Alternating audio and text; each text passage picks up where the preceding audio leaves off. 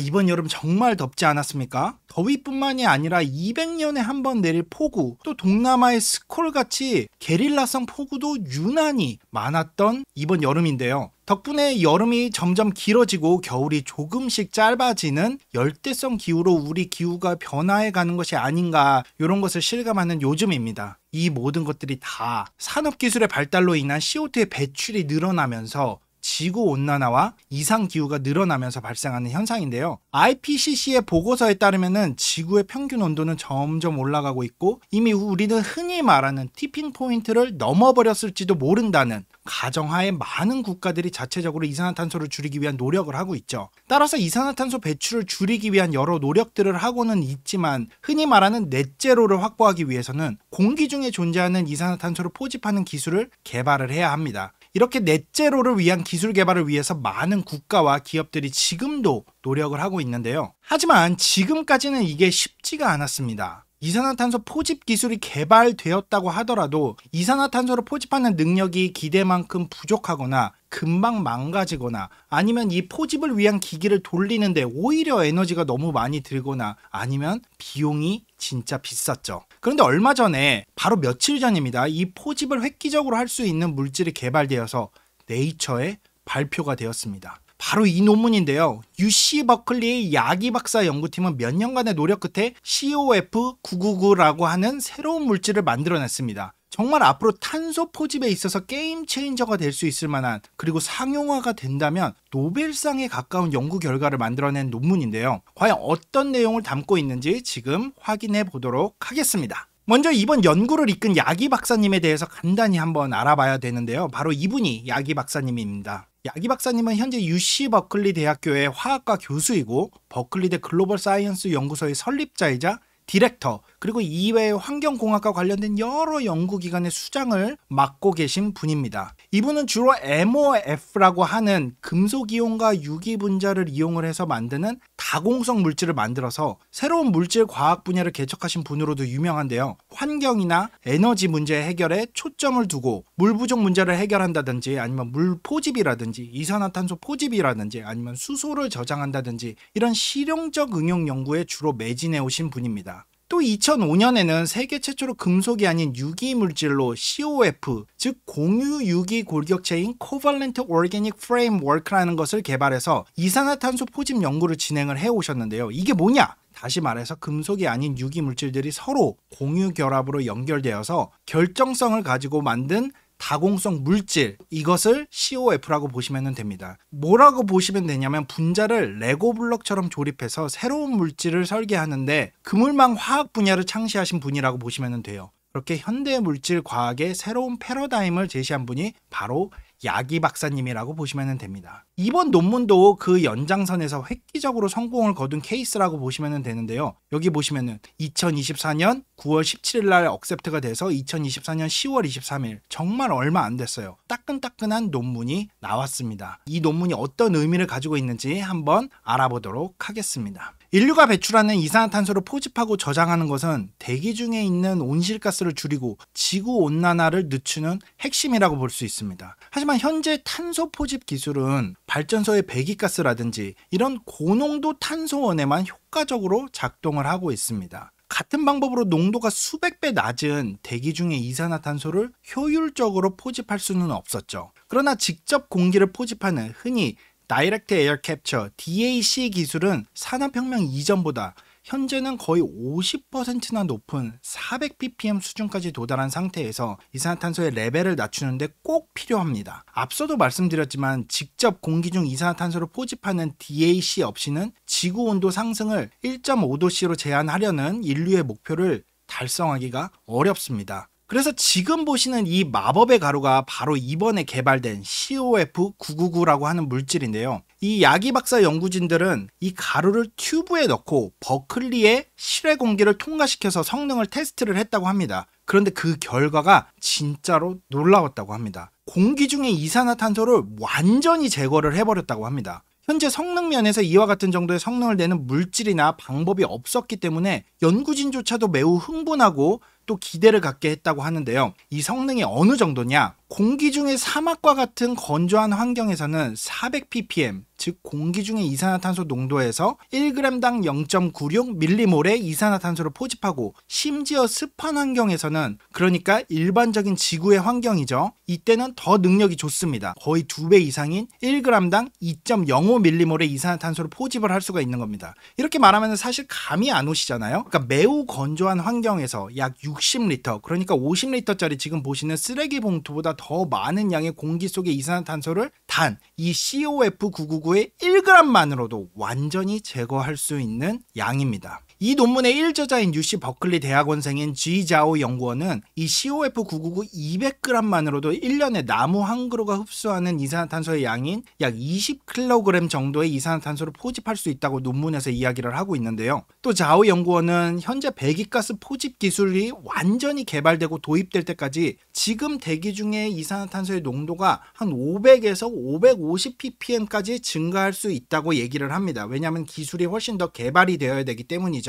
그래서 이 농도를 적어도 현재 수준인 400ppm 그리고 그 이하로 낮추기 위해서는 반드시 직접 공기 포집 기술이 필요하다고 언급을 했습니다. 앞서 말씀드린 야기 박사님은 COF와 MOF 모두를 개발했다고 말씀을 드렸는데요. 두 물질 모두가 기체가 달라붙거나 흡착할 수 있는 큰 표면적을 제공하는 규칙적으로 배열된 내부 기공을 가진 결정 구조입니다. 야기 박사님 연구실에서 1990년대 개발한 일부 MOF 같은 경우에는 매우 건조한 조건에서도 공기 중에 물을 흡착하는 게 가능했었고, 가열하면은 식수용으로 물을 방출하는 물질을 개발을 했지만 지속성 면에서 문제가 있어서 상용화되지는 못했습니다. 이산화탄소를 흡착하는 MOF808이라는 것도 예전에 발명을 했었지만 지속성이 떨어지면서 MOF가 분해가 되는 그런 문제가 있었죠. 그런데 이번에 연구팀은 이 분해 이유를 연구를 통해 발견을 하고 개선을 했습니다. 이 유기골격에는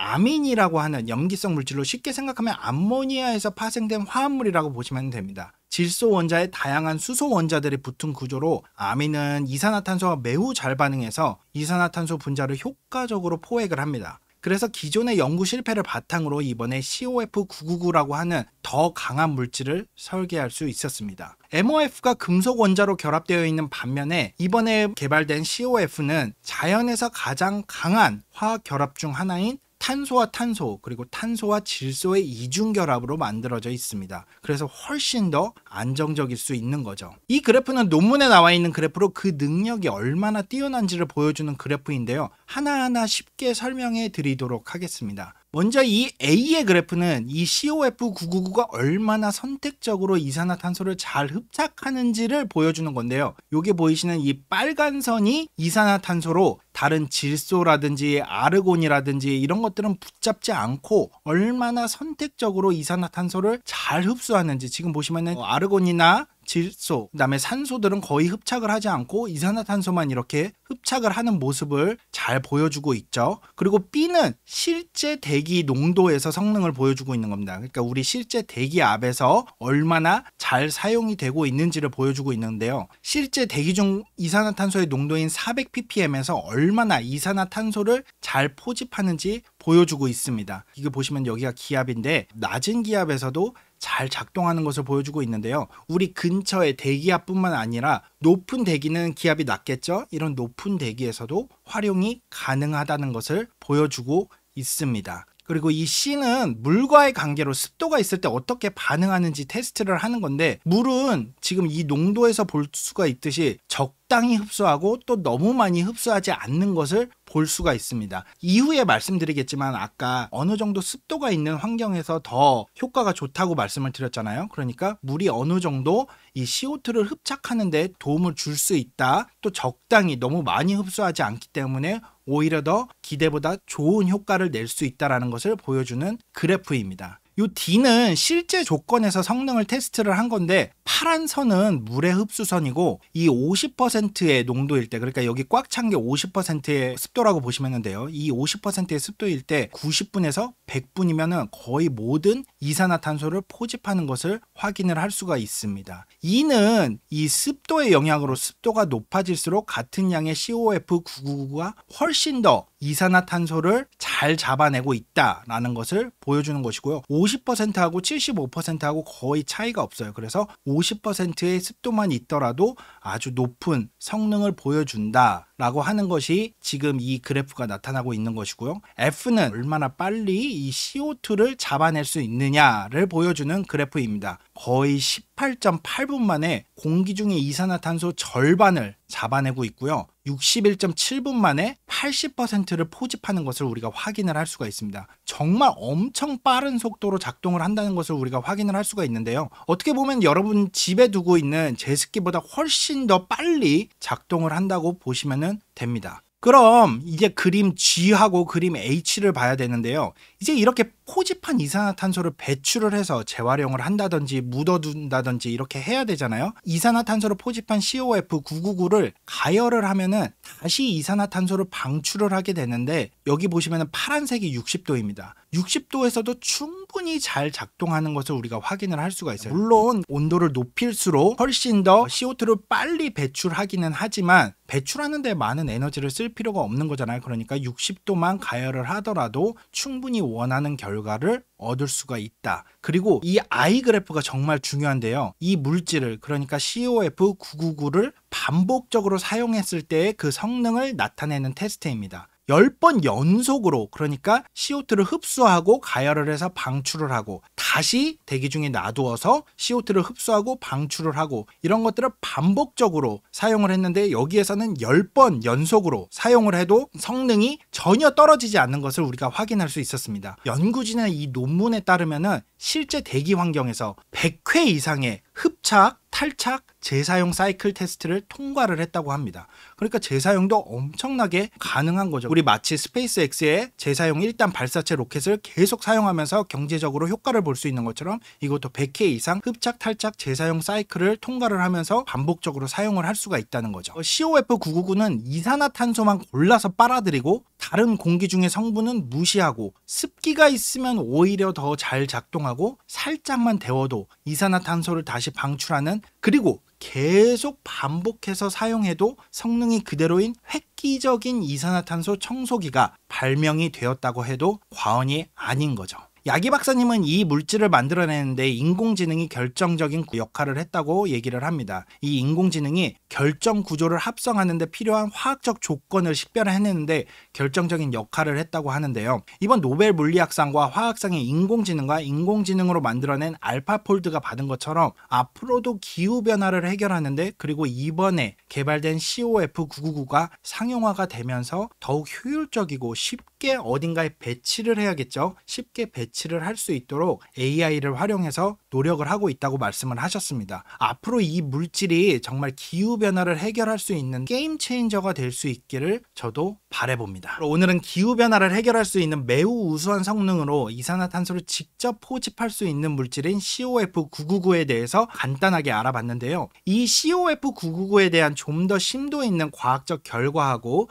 의미는 10월 31일 목요일 지난번 노벨 화학상을 해설해 주신 부산대학교 최정모 교수님과 랩미팅을 할 예정입니다. 그 랩미팅에서 좀 더 심도 있게 다루어 보도록 하겠습니다. 네, 이번에 저희 모어 사이언스에서 새로운 맨투맨이 출시가 됐습니다. 이번에 두 가지 색깔로 출시가 됐는데요. 오트밀 색깔 그리고 블랙 색상, 이렇게 두 가지로 출시가 되었습니다. 제가 지금 입고 있는 게 이게 바로 오트밀 색상인데 너무나 이쁘게 잘 나왔어요. 유니버스 맨투맨이라고 이제 저희가 새로 주제를 정해서 출시가 되었는데, 질이야 워낙에 구매해보신 분들은 잘 아실 테지만 탄탄하게 나왔고요. 너무 예쁘게 디자인도 잘 나왔습니다. 그래서 여기 보시면은 138억 년 전 생성된 무한한 우주를 표현을 했고요. 또 시보리 이 목 부분이라든지 팔목, 그 다음에 맨투맨 아래쪽 이 부분도 너무 탄탄하게 잘 나왔습니다. 아까도 말씀드렸듯이 이렇게 오트밀 색상 그리고 검은 색상 두 개가 출시가 되었으니까 이번에 많은 분들이 건의해 주신 대로 기모는 안 들어가 있는데 그래도 아주 따뜻하게, 그리고 이제 쌀쌀할 때 너무나 잘 입을 수 있는 맨투맨 출시했으니까